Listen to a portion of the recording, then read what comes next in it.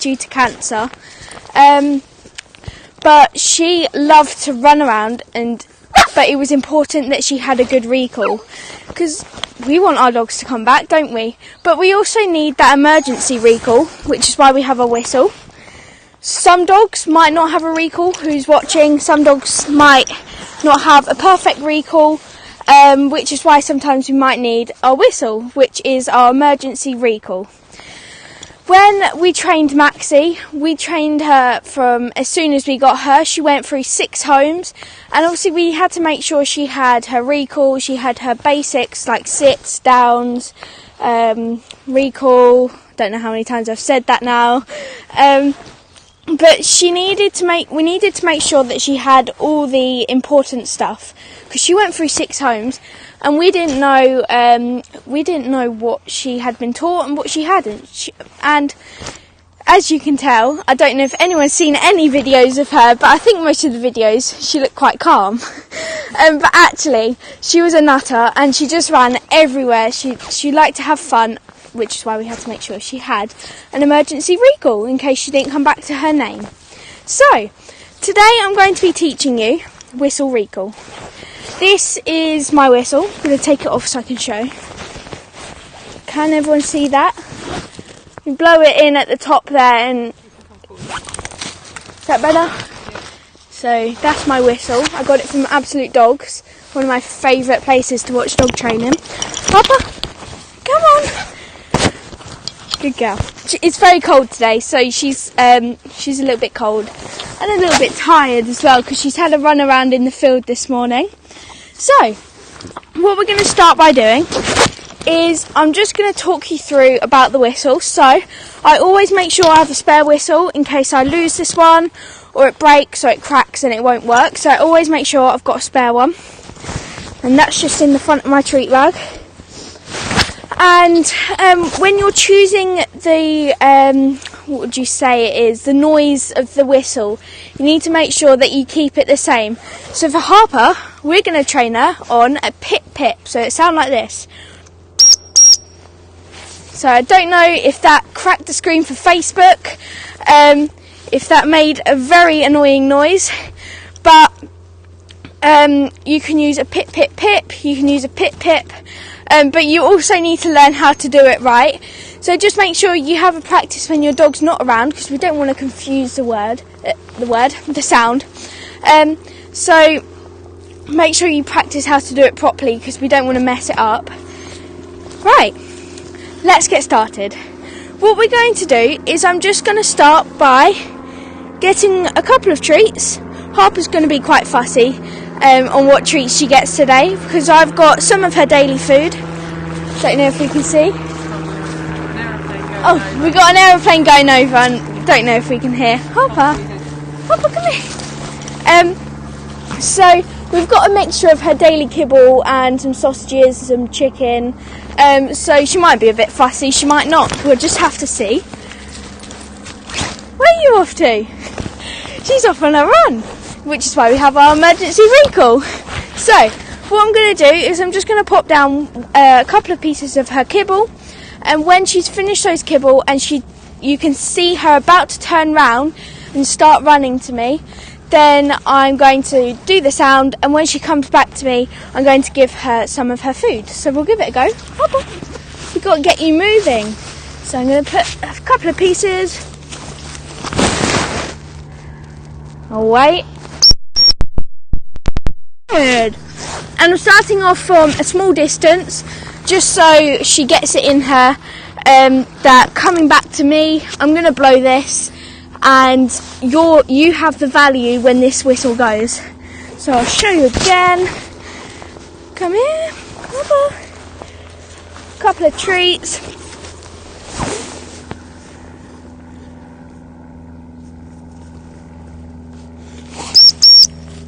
Yes, good girl. It's very cold, so I have to practice this at home when I know that she's going to go out and she's going to snap right back to me after she's finished those treats.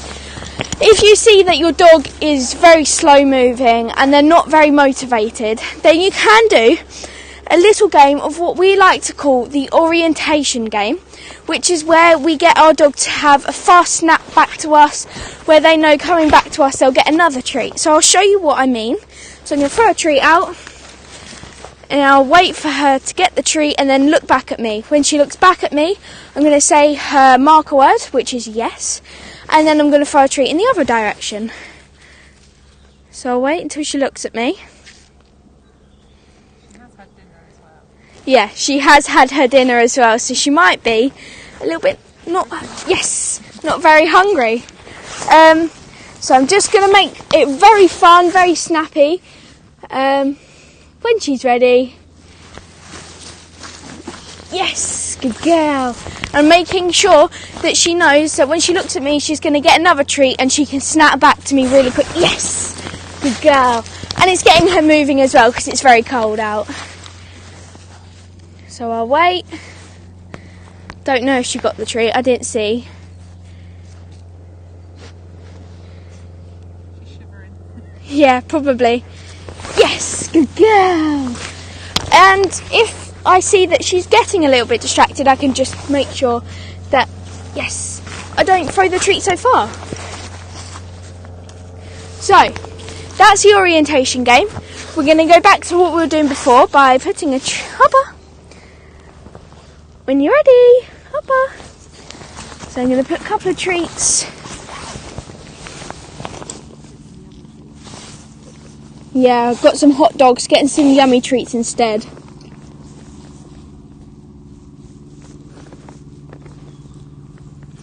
I'll wait.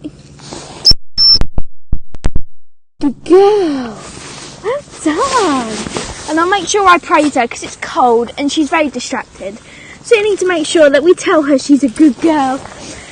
So what I'm going to do is, because she's not very... I wouldn't say her kibble is the highest value treat she would ever have, but the hot dog, the sausage, is the most value. So I'm going to put out the lowest value, and when I blow the whistle and she comes back, I'm going to give her the higher value. Hopper, this way. Good girl. So I'll put the lower value ones out, get my whistle ready.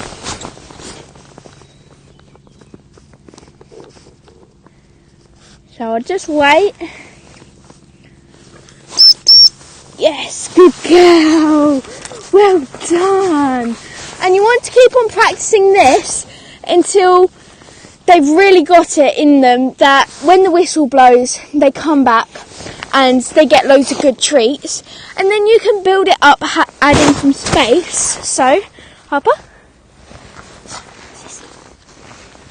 Ready. So a couple of treats out. I'm going to add loads of distance. When she's ready. Yes, good girl. I saw her there sort of wanting to turn around, so I blew the whistle and she came immediately back to me, which is when I gave her the high value treat.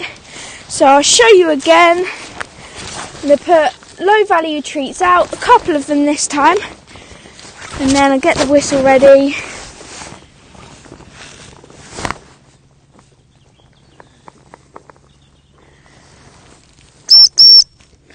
Yes, good girl. Well done. Clever girl. And I'm going to give her loads of praise because she's done really well there. And then I'll put some... She's seen Dad behind me. He's coming in now. Hopper. We'll just wait a minute because she's very distracted by her dad. Very excited. He's coming over. Hold on. Have I ruined your training? You have ruined it. He's coming over. She's you've basically warmed her up a little bit, Dad. So I'm going to put some low value treats out. Give distance. Oh, I wasn't in time there. I wasn't ready there. Hopper. Hopper. Good girl. Oh, she's got loads of energy now. Yes. So you might have saw there, she sort of was coming to me already. She didn't eat those treats, but I still blew the whistle because she was coming back to me and I was running away. To make it a little bit more fun, I'm going to pop the low value treat out, and then when she's ready,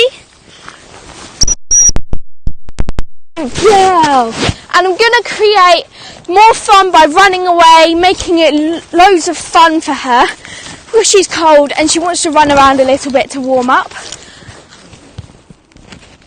So I'll wait.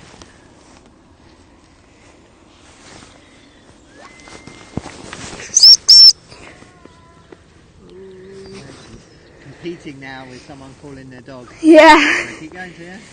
Competing with someone because they're calling their dog as well. So I'll just wait for her. When she's ready, I can test her and see if she'll come. So,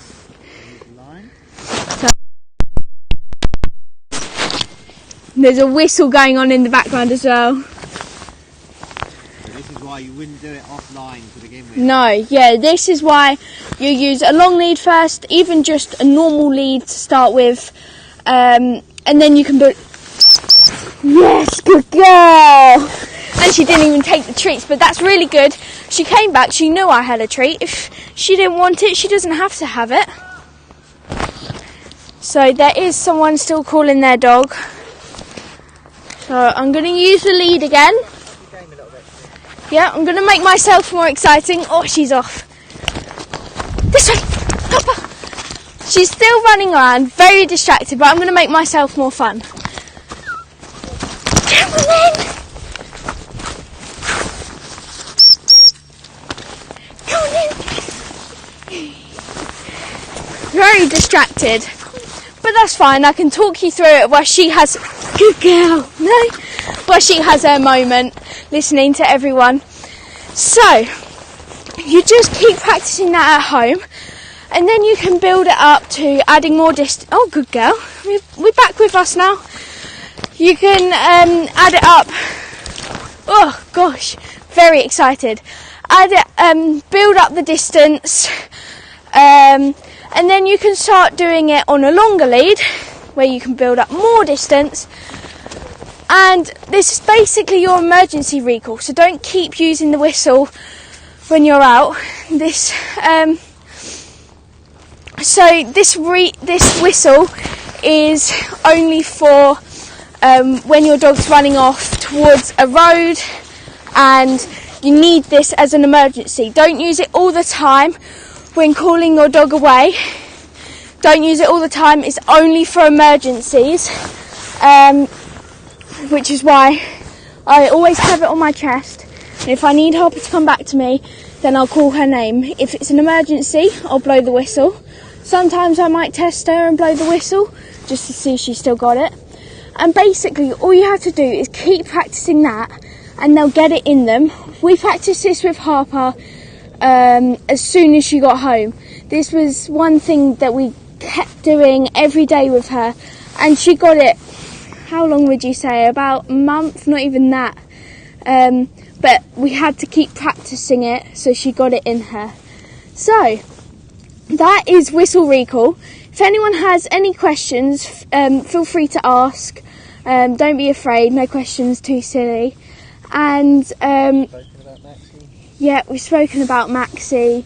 Someone says you're doing a really good job. Yeah. Someone said when I get a new dog, I'll be paying you to train my dog. Yeah, grow my dog. Yeah, good. Yeah, done. So for then, I would have her just calling her name then, because it was an emergency. But I recommend practicing this daily, so they don't lose interest in the whistle. And also, one thing is to not, if you have children, to not let your children mess around with the whistle, especially when your dog's around, because it messes up the training, and it also confuses them as well. Someone's just asked how do you start with the whistle, so just explain again at the beginning. Yeah, so yeah, I'll go back over it. So to introduce it, hopefully Harper's gonna do some. Yeah, we ready? So I'm going to put a low value treat out. It doesn't really matter about the value, but it makes it more exciting when you put a low value treat out, like their daily food, and then they come back for the higher value. For Harper it's a sausage. So I'm going to grab some of her kibble, some of her high value food, and I'm going to put, you can start off with doing the orientation game, which is basically throw a treat out. You might want to start with a shorter distance, so I might move in just a little bit. And when she looks at me, I'm going to say yes, and then throw a treat the other way. But when she's ready, yes. And this builds the value into you, snapping back and turning into you, quickly coming back to you for another treat to be thrown out. It's basically just building up, coming back to you as fast as they possibly can. And for focus as well, because this makes your whistle recall training a lot easier when you have their focus. So the next step is hopper, to put a couple of treats out, and then when they look back at you, you're going to blow the whistle and reward them. Yes, good girl. And she gets the high value treat when she comes back to me. Harper is very cold and probably very tired as well. So I will post a video some point next week showing you when she has a little bit more energy, and it looks very fun. It is fun. Harper absolutely loves playing this, so I'm going to put low value treats out, and when she looks back,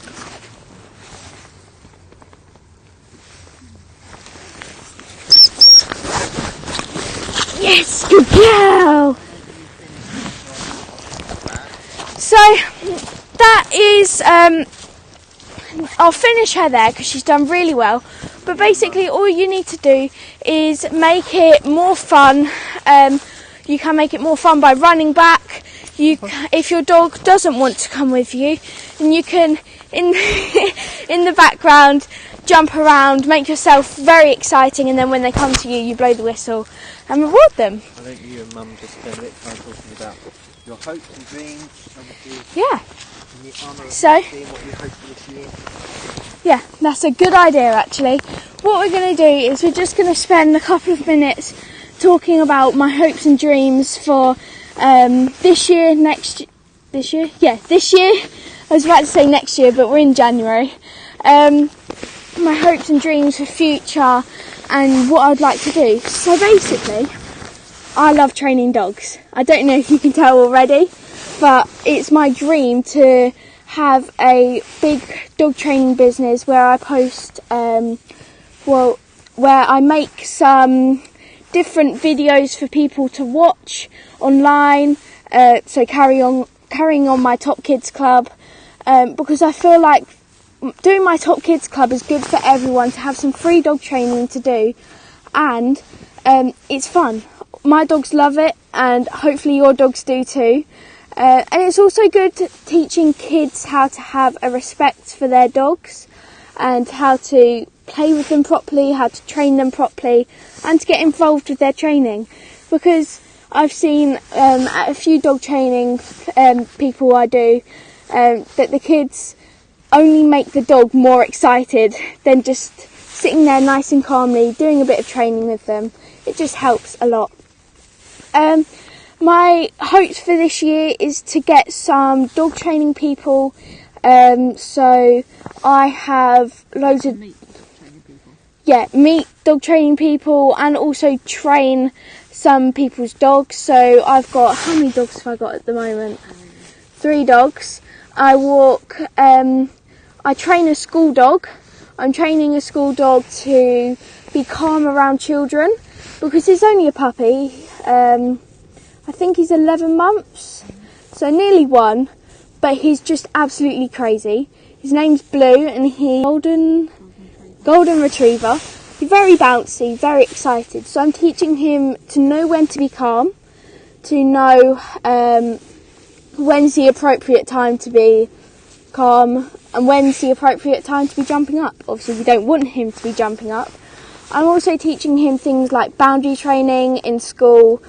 So when he's sitting in the school hall, he can be in their assemblies. He can be around the children when they're reading. And I'm just teaching him all the basics so then he can move on to being a school dog. They already have a school dog and he is really good with that dog.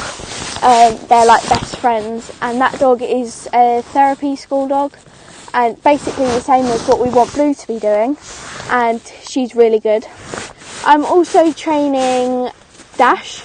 You saw in the video, must have been last week or something, I posted a video of me training Dash, and he is a high drive Cocker Spaniel, and he just gets he used to live in the countryside where he could just run free, but then he moved to a town where he just thought he could run everywhere and do what he wants. But actually I taught him that he can only go where he wants, for example not pulling on the lead.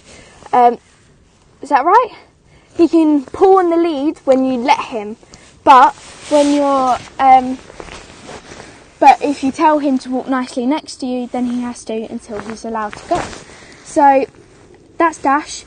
I'm also walking one of my neighbour's dogs as well, and he's I don't know what breed he is actually, but he's a very sweet 7-year-old dog, very small actually, small and fluffy. Not what you're used to. No, not what I'm used to, no. Because Harper's not small and... Well, she is small, but she's not fluffy. So that's the dogs that I'm training at the moment. I hope to get some more dogs to train. I'm doing a walk and train service near my town. And then also we're hoping to get out a trick... What would you call it? A trick... Online trick course. Online... and we're also getting a scent one out as well. If you have any recommendations for other courses that you'd like us to do, it could be what would we do? Obedience, loose lead walking, lots of different things. If you have any ideas for us to do any courses, then please let us know. My aims for when I'm older is to have a dog training business and to teach dogs, train dogs, go around the world training dogs. I follow someone who goes around, she goes around the world just doing dog tricks at different places, different events they want her to go to, and her dogs are trick stars basically. They just jump through her arms. What else do they do? They jump through hoops, do different dances, and it's so cool. I absolutely love it. So I hope to teach Harper loads of new tricks so I can do stuff like that. And are you going to say something? Go to loads of different events so I can teach kids lots of dog training. Last year we went to Dog Fest and we did our Top Kids Club in the arena, and we got loads of different kids in the arena, teaching them tricks. We had loads of dogs in there. Didn't we have a bulldog? I think we had a bulldog in there, very stubborn. Of course, all bull breeds are very stubborn. You're hoping to be at Crufts this year? Yeah, we're hoping to be at Crufts this year. On a stand, not competing this year. No, not competing this year. Wanda's still learning her agility, but we're going to be on the stand, and we hope to. I'm hoping, to meet people, and let people know about my dog training. And if you guys have any family, friends, friends of friends that love dog training, not exactly love dog training, but they have dogs and they would benefit from this. I mean, all dogs benefit from this. Then do send this to them. Do share it, because it's good for people. It doesn't matter if they have kids. Getting tongue-tied now. I have a variety of people on here, from adults and children. So what I would say, thank you very much for watching. Yeah, thank you very much for watching. Thank you for all the kind Thank you for all the kind messages and comments. This week it is quite tough losing a dog that you've had your whole life, basically your whole life, and she made a massive impact on our family when she came here, and crazy. She was very crazy. And we will be sharing more videos about her training. We did some training with her on the front door, because when someone came up to the door and they knocked on the door, she would be at the door before we even got there, barking and jumping up. And it might sound crazy, but yes, she was like that. Which is why next week we are doing some, how would you say it? We're doing boundary training. Boundary training in the house, where we'll be using a doorbell sound. And and we were saying the other day that we might actually have to get a doorbell now, because Maxie was our doorbell before.